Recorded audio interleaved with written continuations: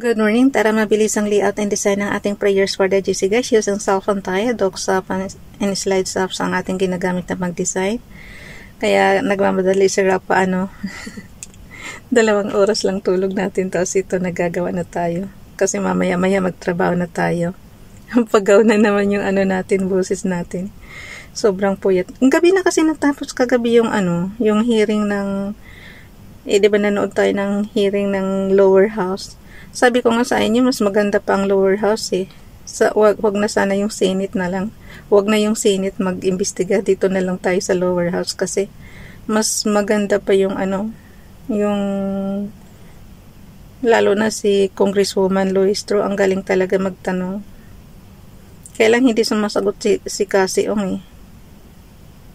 Masyadong syempre guys, yan? Mga mabibigat yung mga nasa likod niyan. Ang bata-bata pa dami ng pera kung mag ng pera, kung mag-wire ng pera is million. Kaya nga yan lagi ko sinasabi dapat pumasok ang AMLAC diyan kasi pagka ganyan money laundering na yan Di ba? Gumagamit ka ng bata pa yan si Cassie Ong So, mula nang nag-umpisa siya siguro, mas bata pa siya. Kasi ngayon, lang yan, 20 plus lang yata yan. Hindi ba nagtaka yung mga bangko? Pagka halimbawa mag-wire ng pera, dapat inaano na nila, ilang taon lang tong batang to, bakit ganun? Bakit nag-wire ng ganito kalaking pera? Ano bang trabaho nito? Dapat doon pa lang, naka-question na agad yun. Kasi tayo guys, pagka ganitong matinong trabaho mayroon tayo, hindi naman tayo kikita ng ganyang milyon. Kaya magtataka ka, anong klaseng trabaho mayroon sila, bakit isang transaction milyon kaagad yung mga tinatransfer nila na pera. Hindi ba nagtataka yung yung bangko o yung AMLAC, diba? Tapos gumagamit pa sila ng dummy account. Ginagamit yung ibang Pilipino natin na yung iba naman nagpapagamit naman kasi kayo Huwag dapat kayo magpagamit ng kapiranggot na pirang na yan Yan, katulad niyan. Masasama talaga kayo dyan sa sa mapaparusahan kasi akala ng natin is ginawa nyo yan kasi pangalan nyo, di ba? Yun yung sinasabi guys, huwag kang basta-basta pipirma. Basahin mo talaga. O kaya alam na nila yan, kaya sila pumirma pero nagpapagamit sila kapalit ng pera. Ayan, kayo ang napapahamak. Huwag talaga dapat basta-basta magpagamit. Okay. Today is 29 August 2024. Bilisan na natin. Tumatagak-tak na naman pawis ko. Ayaw ko magbukas ng electric fan. Ang ating font is Comforta. Size 14. Text color ay neon blue. Highlight color is yellow. Ayan. From Princess Diane Channel. X na yung Pagka guys, para lumaki-laki naman yung screen natin. Skip nyo para maalis yung mga yung keypad, yung ng cellphone, di ba? Pag nagta-type ka, lalabas yung mga characters. Yung natin, parang keyboard. Keypad nga keyboard pa. Keypad. Okay, Princess Diane Channel. Basahin ko lang guys. Dagdagan nyo na lang yung prayers na to Umpisan pala natin sa taas. From Family GC muna tayo. Yung mga gustong sumali sa Family GC, pakicontact yung aming founder, Harry B. De La Cruz, or yung mga admins ko, founder Muti, admins Roger Pakatang, Aileen Samarin, Aiki Akma, Sarah Golingan, Nanay Elsa Samarikat, ang inyong lingkod, Ralph Lion Pagubo Vlogs, pakisubscribe sa kanila mga YouTube channel. And then yung mga gustong magpa-member guys, ilagay nyo lang dyan and then i-add na yan ng mga admins. Kung gusto nyo ma-monetize, sali kayo sa mga GC guys para suportahan, dikitan, mga ganyan. Kaya tinuturoan ko kayo dito kung paano mag-screenshot kasi yung pinaka-resibo nyo yan doon sa kadikitan nyo. So, dito tayo sa prayers ni Princess Diane Channel. No man hath seen God at any time. the only begotten Son, which is in the bosom of the Father, he hath declared him. John chapter 1 verse 18. Ralph Lyon Pagubublags, he that dwelleth in the secret place of the Most High shall abide under the shadow of the Almighty. Psalm chapter 91 verse 1. Dagdagan nyo na lang yan ng inyong sariling prayers guys para kayo mismo makikipag-usap kay Father God. Template lang naman itong ginagawa natin para may guide lang ba kayo kung paano mag-prayers. Dito naman tayo sa slides apps. Yung mga gustong gumawa ng presentation dyan, pwede itong apps na to. So, tinuturuan ko rin kayo kung paano mag-layout and design kasi pang presentation naman ito. So, punta tayo sa slides number 29 kung anong date tayo meron ngayon. Tama ba? 29. Okay. So, click na natin yung number 29. Tingnan ko lang sandali. Okay, yung 29. So, yung slides number 29 natin, last year pa yan. Ang gawin natin, edit lang natin. Piliin natin yung 3 dots doon sa submenu. Palitan natin ng replace para updated yung ating background. Yung ginawa natin kanina sa Docs Apps. Kuhanin natin yung prayer ni Princess Dayan Channel. Yun ang ilagay nating background. So, automatic na replace na siya.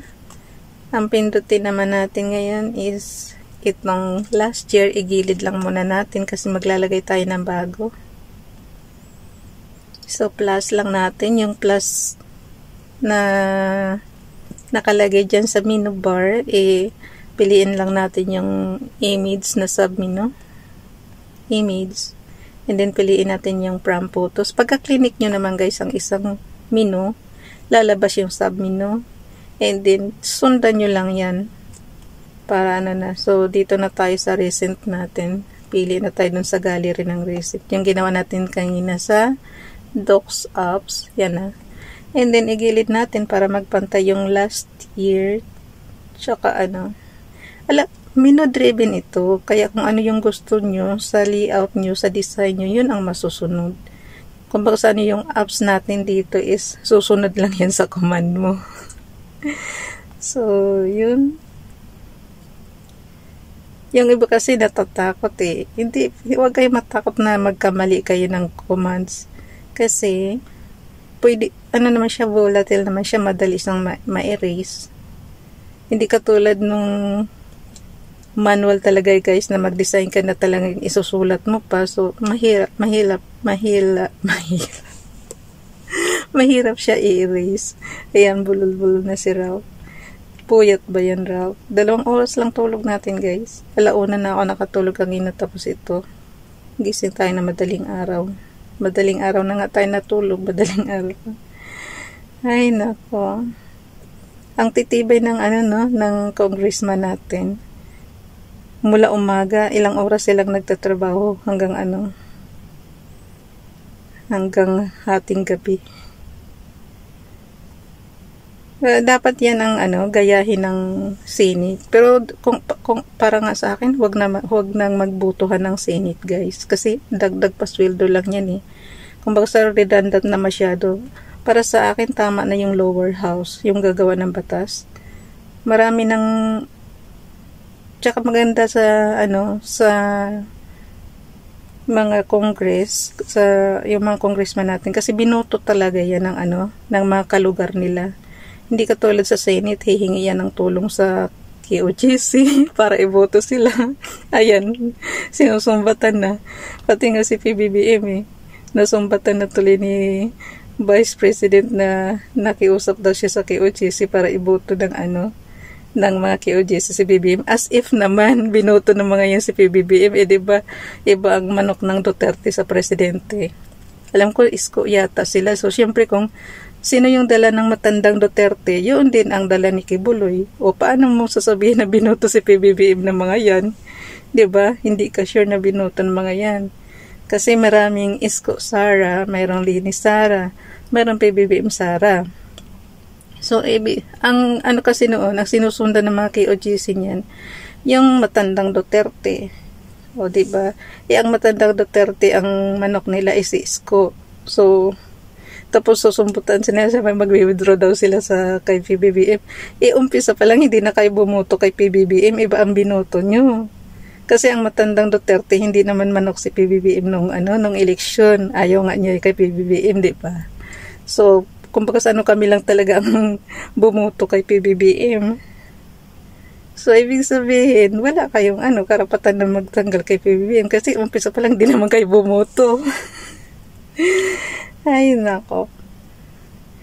Dapat wag yun isusumbat. Kaya nga lagi ko sinasabi, na lang, wala ng Senate kasi nga, wala, masusumbatan lang kayo. Katulad si Risa Hontiveros, nasumbatan ni Inday Sara na nung tinulungan din niya na manalo doon sa nila sa Mindanao, di ba?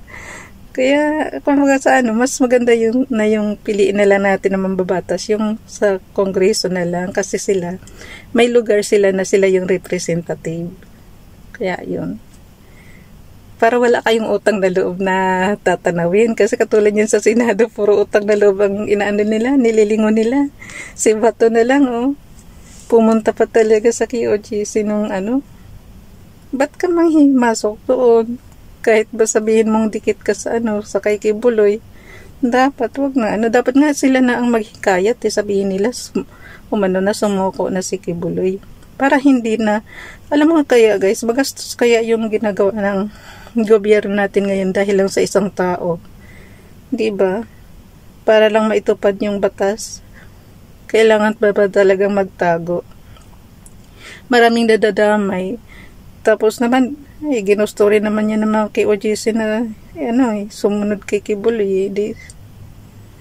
Gusto nila yun na lang na tayo, mag-layout na lang tayo. Na natin yan. I-craft na natin. Tumatagaktak na yung pawis ko. Bayaan na natin, huwag na tayo mag-opinion doon sa mga napanood natin. Ang dami kasi nating napapanood ngayon. Puro highlight, guys. Andyan yung kay Kibuloy, andyan yung kay Kasiong. Mga tumatakas sa batas. Di ba nahuli sila sa Indonesia yung Kasiong? Yun, pinadeport sila. Kaya nga dapat talaga suportahan natin yung PNP. Dapat nakita naman natin na tayo na mismo ang magsuplong sa para hindi na kailangan gumastos ang gobyerno natin. Sayang naman kasi yung gastos na para lang sila mga tumatakas sila sa batas. Ay nako. Ayan, pag nakrap na tagal ko, check na. Okay na yan, check na natin. Bye everyone, God bless.